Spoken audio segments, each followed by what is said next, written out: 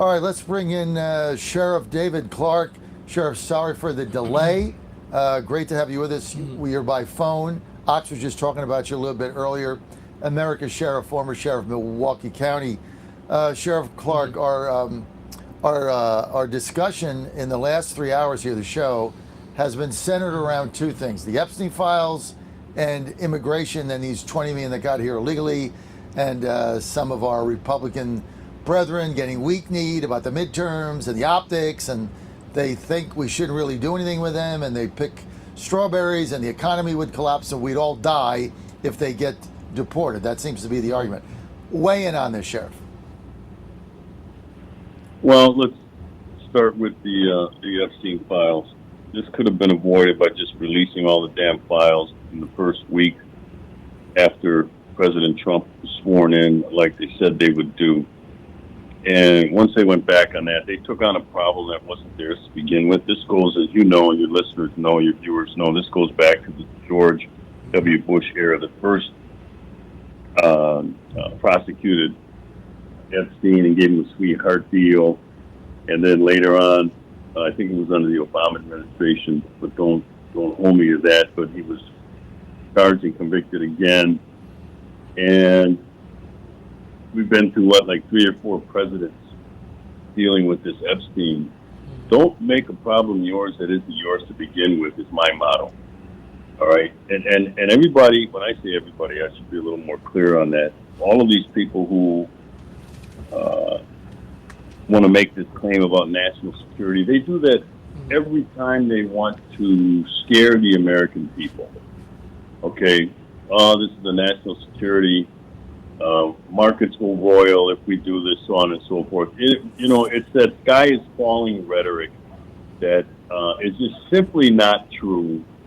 And they did that with the Kennedy assassination. How long did they keep that under wraps? Well, it's a national security issue. They do it all the time when they don't want the truth to be exposed. So I'm just not buying that crap about, and all this thing about, well, innocent people will be smeared in this just because there's a phone call or an email, so on and so forth. No, they won't. And even if that's the case, if you made a phone call to Epstein but you were never involved, you just explain it that way. And you know what?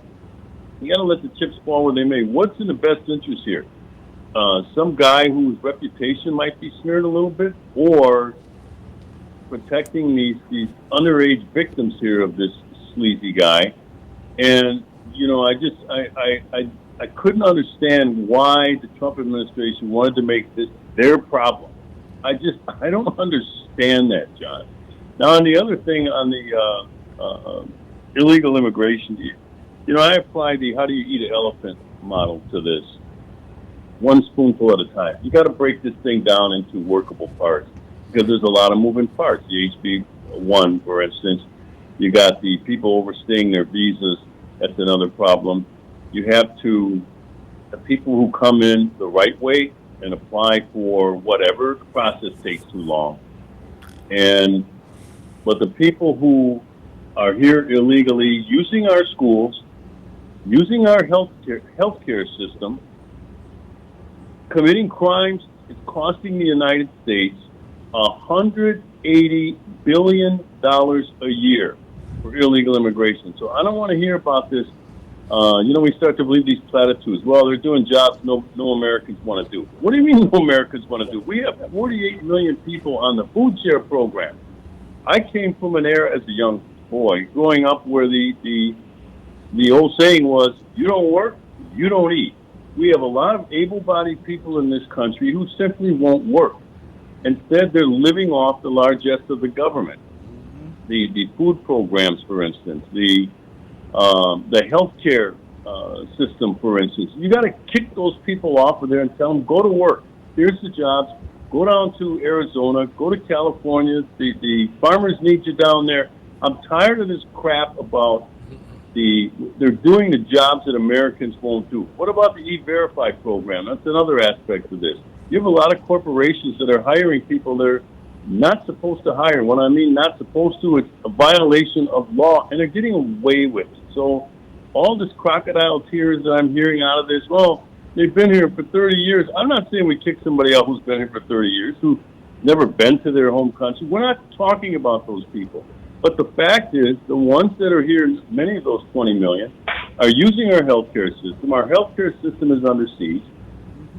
They're using our schools. The schools don't have the budget that can sustain this sort of thing. And then you got the crime issue. $180 billion a year. This can't go on. I mean, I think Sheriff Clarke nailed it. I mean, Absolutely. right down the line. Absolutely. I don't know a better rendition. I mean, he just nailed the whole thing. That ball landed in Sheffield. It's good, Sheriff Clarke. That was a good one. Do we still have Jim in Virginia, Jim, or is he gone, Tyler? Jim's gone. All right, Jim, call back. I know you're on hold a long time. I know I try to get to my callers. You want to weigh in? Got a question for us? Comment 888-480-JOHN, 888-480-5646. We're on the Trump bus. We're live. Iowa day 2, rocking and rolling tomorrow, Sioux City. Sorry, I meant to say Waveland. That hit on Wave. What? The ball that Sheriff Clarke just hit landed on Waveland, not Waverly. That's the left field street behind Wrigley. He's a Cubs All fan. I know is he Cubs hit fan. out of the park. He hit it over the ivy in the stands, over the bleachers. And I'm just over the paying an bleacher homage mounds. to Clark's baseball team. It's in our Oh, division. well, okay. Are we going to transition to baseball now? Okay. We Let's always transition to baseball. Clarke, that argument was so good, we don't have a comeback for that. So stay on the line. We got to talk a little Cubs, a little Pirates, a little Stros. You're not on the video, Sheriff, but I got my Stros paraphernalia right behind me. I'm ready to go. Still going to go back to Epstein.